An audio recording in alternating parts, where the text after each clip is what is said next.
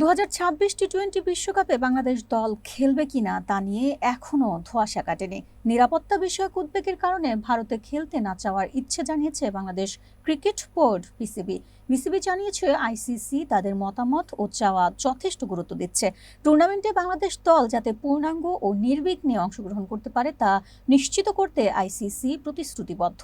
ICC জানিয়ে দিয়েছে নিরাপত্তা পরিকল্পনার অংশ হিসেবে বিসিবির প্রস্তাব ও মতামত গুরুত্ব সহকারে বিবেচনা করা হবে।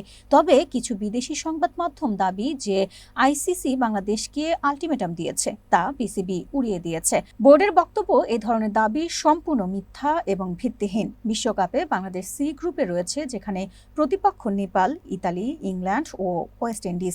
প্রথম 3 ম্যাচ কলকাতায় এবং একটি ম্যাচ মুম্বাই হওয়ার কথা থাকলেও ভারতের নিরাপত্তা ঝুঁকি দেখা দেওয়ায় বিসিবি সেখানে খেলতে অস্বীকৃতি জানিয়েছে। বিসিবির আশা পারস্পরিক সমঝোতার মাধ্যমে একটি বাস্তবসম্মত ও সৌহার্দ্যপূর্ণ সমাধান আসবে, যাতে বাংলাদেশ বিশ্বকাপে সফলভাবে অংশ নিতে পারে।